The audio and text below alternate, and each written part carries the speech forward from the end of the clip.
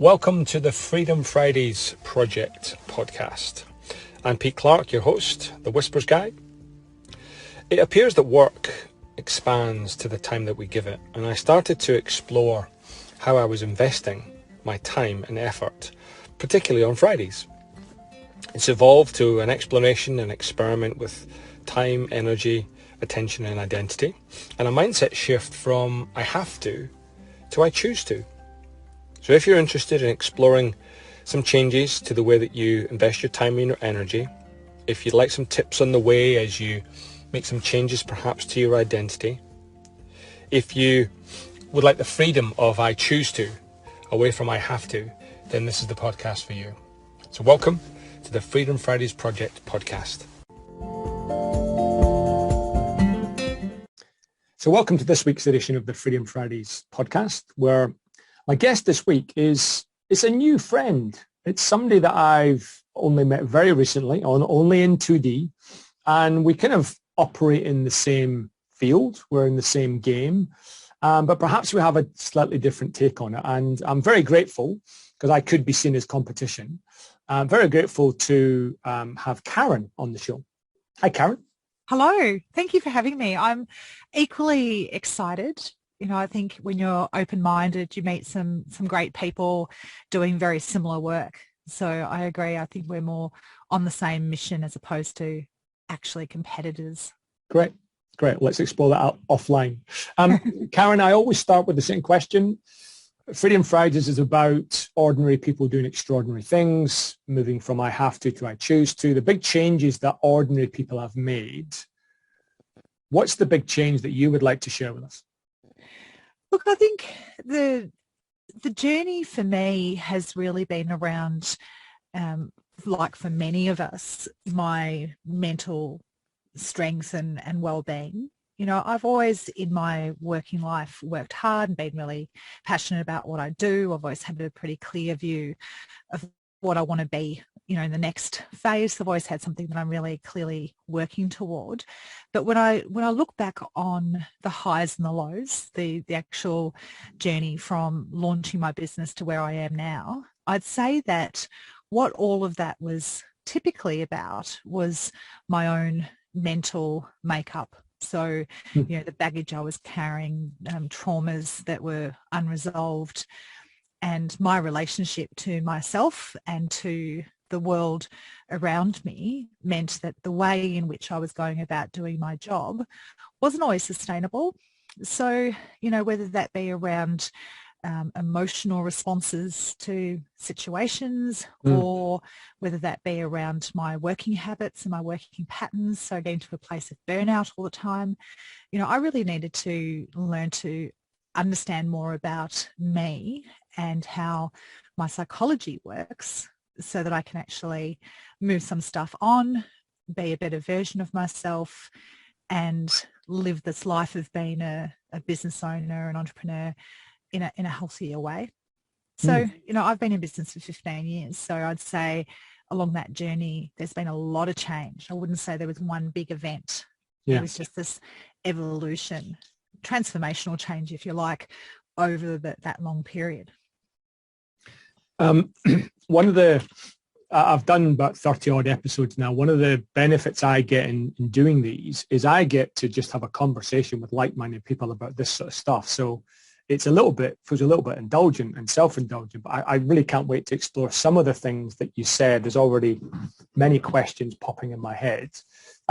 Maybe I could start with something you said, and you almost skipped it. And yet it's a question that I feel with the work that I do, people struggle with it. And you said you already knew what you wanted to be. You already had this image of a future Karen, and you're working towards that every time.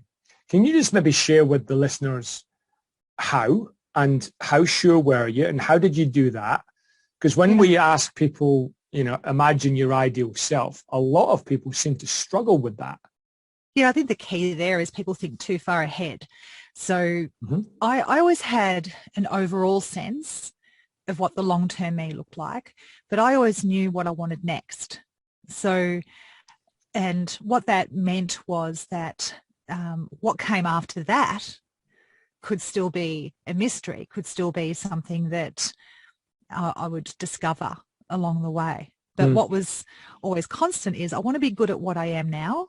Mm-hmm. I want to be successful. And obviously we can talk about various definitions of success, but I wanted to consider myself to be successful, and I wanted to evolve. I wanted to move forward. I wanted to move forward in my career. And that for me was very much about being respected, having influence, the ability to have impact. So then along the way, it's been about what is the best way to do that. Mm-hmm. So right now where I am, what is the best way to learn more? What is the best way to step into more seniority? And always having a focus on what am I bringing with me? So in other words, building on the building blocks. So could I have possibly known what I do when I was 20? No. I mean, I hardly knew that HR existed, right? Let alone that, in fact, I didn't know it existed, let alone understanding what a brilliant career you can make from that in terms of, you know, that whole space around influencing other people's success through their mindsets, through their behaviors, through their talents. You know, who knows that when you're in high school, for example, that even exists. So what I have always known is that fundamentals like I'm a people person and I love leadership and I want to be good at it. And so every career choice has been about fulfilling those things. So in the moment, I could say, yeah, I love my job. I love what I'm doing and I know where I'm going next. So going all the way back to the start of your question, you know, if the problem is that we stand where we are now and say, what am I going to be in 5 years, in 10 years, in 15 years?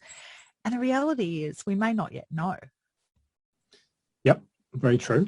I'm going to ask you a question about success, but I want to couch it in, maybe for the listeners, could you give us a headline on the journey that you've taken? Because my question about success is linked to that, but people wouldn't know what you do yet. So maybe give us 30 seconds on the headline of the journey, and then I'm going to ask you a question about success. So, headline around the journey. Yeah. Left school, became a tradie, then became a fireman, then did corporate. What's the journey? Okay. So finished school, did a physical education degree, realised that there weren't any teaching jobs at that time. Why did I do PE? Because I was an athlete, a martial artist, and you know, of course, if you were an athlete, you became a PE teacher. That was just how things worked back then. And got into the business world in the interim because I couldn't teach. And one of the first jobs I noticed was an HR manager. And I'm like, what is that? I actually thought it was hilarious that people get paid to be an HR manager. I thought, you know, well, as someone who had grown up in the martial arts, and that was, you know, the bigger part of the backstory, if you like, I was already an experienced leader by that point, and I was already an experienced coach of other people, having coached state and national teams. And so going into the work world as a young adult, I was like, this is super cool. These people are thinking about the mindsets and the performance of people in the business world. So, you know, took a potted journey down customer service, administration, management kind of path to become a leader. And I wanted to be a great leader. I wanted to be sensei at work. In hindsight, I can see that. Yep. And so I studied a master's in HR to become a better people manager. I was by that point managing a call center. So I went through a few admin roles into a call center role. Manager of that, then stepped in straight from there, in fact, into an HR role because the boss that had hired me in the call center moved on to Vanguard, which is a funds management business, a brilliant organization. So I actually joined Vanguard on a temporary basis just to do setting up some training for their launch of their retail funds and their call center, using that experience in my HR studies, and then stayed for 8 years, became the head of HR for Vanguard in the Asia Pacific region, and then started my own outsourced HR consulting business really 15 years ago. So, that's the journey, and then Cool. decided in recent years to really strongly marry my martial arts background with my HR experience, and to say to the world, this is what I've learned in the dojo and what I've seen equally applied in the world of business as being relevant to human beings and their potential and their performance. Yeah. Well, I'm going to pick up on the martial arts thing a bit later. And I don't know if we shared this, but my background started as a PE teacher too. Yeah, okay. I didn't know that. I don't think we knew that, actually. That's quite ironic. So here's my question about success. Through all of those stages, you said earlier on that you always knew what success was, and it's defined by various things. To what extent was your definition of success your definition versus the definition bestowed upon you by society, family, the role, the organization? And how did you balance any inequity in that? Yeah, well, I think that's fascinating because it's a big part of the journey that I was talking about earlier is, I had childhood experiences that, like all of us, had shaped some aspects of me and my psychology.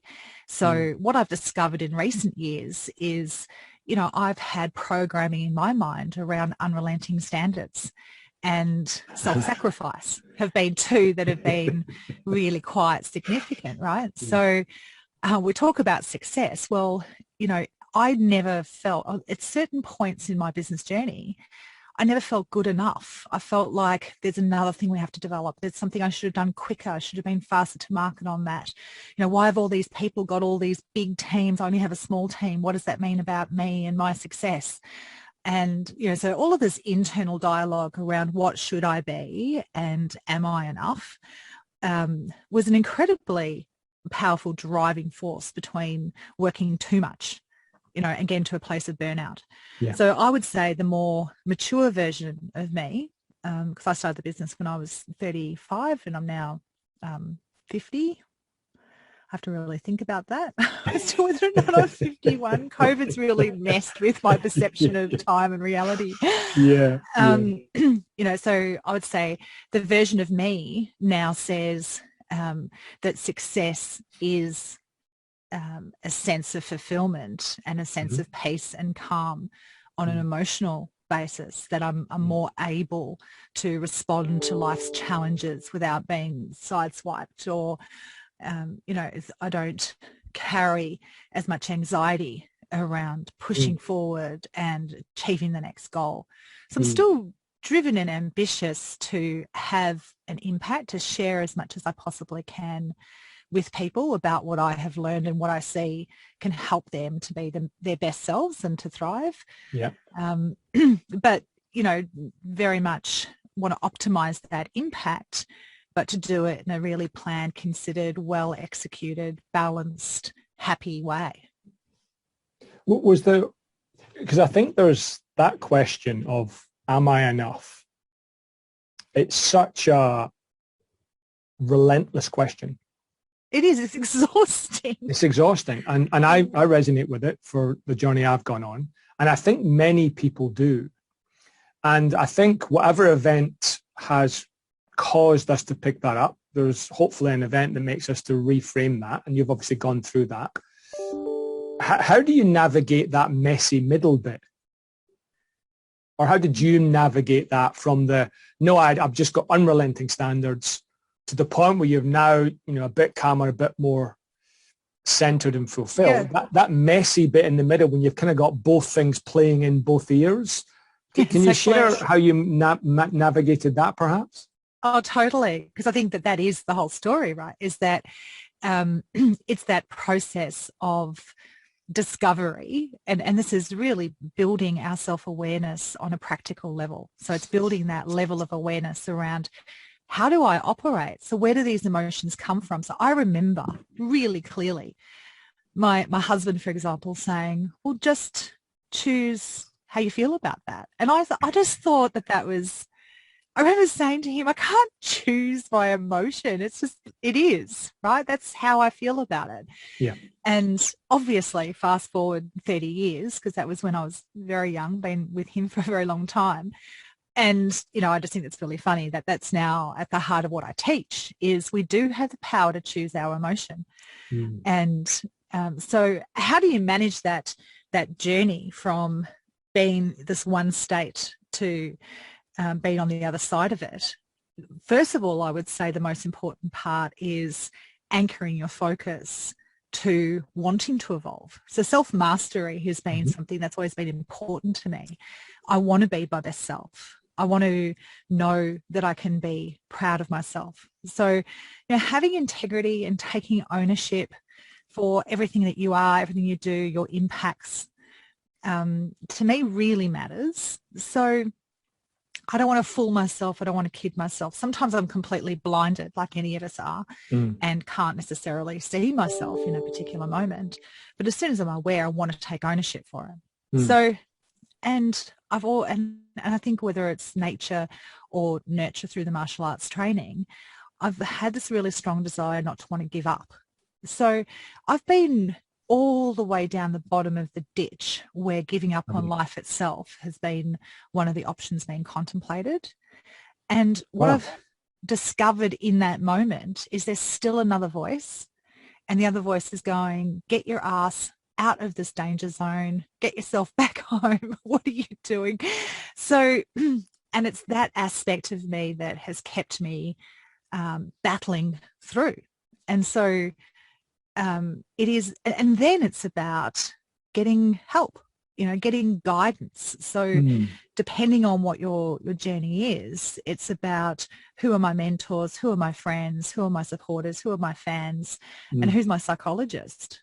I think one of the great shortages that we have in terms of professional access to professional people in this world are great psychologists who have done some of the work themselves. I think that's an important part of being brilliant at it versus good at it, and are able to work with more of us around understanding ourselves, unpacking our challenges. But obviously we're living in a world where there's still a great deal of stigma and fear around asking for help. But I would say that's been absolutely fundamental for me, is being able to actually face things, unpack them, understand them, move it forward. And in order to understand some things when you're really super close to it, you need some perspective, and a psychologist's perspective on observing your thought patterns can be really powerful. Karen, first of all, thank you for sharing that. That's quite raw and authentic, so thank you for that. I hear many stories of people who've been in the ditch, as you've said, and that's caused them to, whatever language, however they've gotten out, there's obviously situations where that doesn't happen. Do you believe, has it been your experience in others, that you have to get in the ditch to get out? Or can you peer over and get out? Can you see it in the distance and get out? Or is it so unique that there's no way of saying? I think it's a really interesting question, right? Because one of the things that I think is super challenging for human beings is to learn without experience. So, we can learn theories, but real wisdom comes from application and walking down paths and being super challenged. So we can create challenge for ourselves. We can invest in something like the martial arts, for example, where it puts you in a space where you're really pushing yourself. So some of the mental strength and capabilities that come from that training don't necessarily have to have come because we've been in a dark place. But you kind of semi-go there, that said.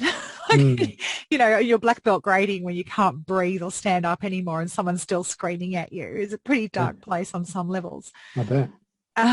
So I think people can go into dark places without learning anything from them. So I think it's what we actually do with our experiences. So some people may be able to see it from afar and take great lesson from it and build their own awareness, really bank that understanding. Because again, just because we become aware of something doesn't mean it becomes part of our DNA. It doesn't, then stay with us for the long term. That happens when we actually do the practice and we actually apply what it is that we've discovered. Because it seems like the lessons are all around us. Everywhere. Right, everywhere, Every from moment, afar, from close. But again, so many people I speak to, they almost have to get into the dark, experience the shadow, go to a place that's really uncomfortable, whether it's on the dojo in your black belt grade and you get smashed again, if it's a physical aspect or a mental aspect. And I wonder if in this discovery, what happens when you discover something you don't like about yourself? Well, that's, again, part of the inner courage, right? And that commitment. So, again, that self-mastery piece. For me, there have been plenty of things I haven't liked about myself, but what's been able to help me to move it forward is understanding it. And part of understanding it is actually getting more respectful of it as well. So, there are things that I used to say to myself that were just flat out unacceptable conduct. In terms of the way you talk to yourself relative to how you talk to other people. Yeah, terrible, isn't it? It's shocking. So, it might go something like this. I would get triggered by a certain event and I'd get upset, right? And my emotions would start to build. And I would get to a place where I felt like I just wanted to pop. It's like, I can't be heard. I can't remove this emotion. This is beyond frustrating. And I'd be in that place. And the other voice, one of the voices, because there's a number of them, would be saying, what is wrong with you? Get it together.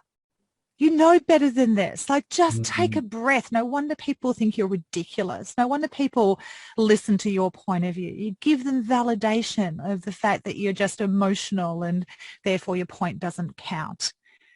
And another voice that I learned to actually make louder and to allow to dominate in that situation was actually a far more empathetic and compassionate voice. So, and this is something my psychologist helped me to work through is, how would you parent your own child in that moment? So if my child was angry about something and really upset, not feeling heard and feeling diminished or dismissed, what I would say to that child is, you're okay, mate. Just take a breath, understand how frustrating this is. Obviously, being angry is not going to change anything. Let's just calm. And then we'll think through, okay, what's the best way that we can deal with this? When I started actually having that conversation with myself, it had this immediate calming influence and this calming impact. So I would go from being in a state of rage to hearing another voice going, you're okay, it's fine, just breathe through it, just step back. And it just created this space for me to be able to let that emotion go. So, I think actually being nicer to yourself and being more constructive in the way you think about the things that you don't like is an important starting point. Because one of the things I didn't like was losing my shit emotionally, and just getting really upset with people. And I have been the queen of that, right? I have had moments where I've just gone, how dare you? Yeah. Right? And there's nothing composed or mature about it. It's just utter rage for a sense of injustice or don't betray me. I don't do betrayal very well, apparently, at all. Right. I mean, that's not entirely true because I now understand it. So I'm far less likely to feel betrayed, far less likely. Right. And if I do, I'm more forgiving and I'm more pragmatic around my reaction to it. So are you that person in the restaurant, on the train? Which you mean like being a Karen? Yeah. No. No. So could I have looked like that in years gone by? In certain moments, absolutely, if I felt like there was something that was really unfair or unjust in the situation. But the other thing that's always sort of tempered me on some level, on many levels, is that I love people. And one of the things I hate more than anything else in life is a look of embarrassment on someone's face. I really don't like that at all. So I'm entirely unlikely to try and embarrass somebody. I'm more likely to contemplate actually, this might be embarrassing for you if I lose my shit at you. So Mm. I'm more likely to crack it about circumstances. I'm more likely to be the 2-year-old just thrashing around on the floor going, it's not fair that life's so hard. Yeah. That's more likely to be me than complaining and having a go at people. I like people to like and accept who I am. So again, it's not a place I want to go. Mm. So going back to your original point around, there are absolutely things about ourselves that we discover that we don't like. What do we do with that? Do we get depressed and start to beat ourselves up? Or do we actually go, well, why am I like that? And what do I need to own? And, the answer is never just because I'm a shitty person. Yeah. There's a different reason typically as to why we are certain ways. And then it's about owning it and having courage and forgiveness that I'm allowed to not be perfect. I just need to own it. I'm going to pause there. Karen and I got into a number of meaty topics, and I'm going to chunk them down to make them more digestible for you. So even in part 1, we've talked about ideas like having a future self, balancing the definition of success, whether it's internal or external, and this interesting idea about being enough. When is the am that I am enough? Or can I aspire to more? Or is who I am now all I'll ever be? And then whatever that answer is, the owning of it. Some really simple but profound questions and thought provokers in there. So I'm going to pause it for the moment. Please join us again on episode 2. But for now, that's the end of episode 1.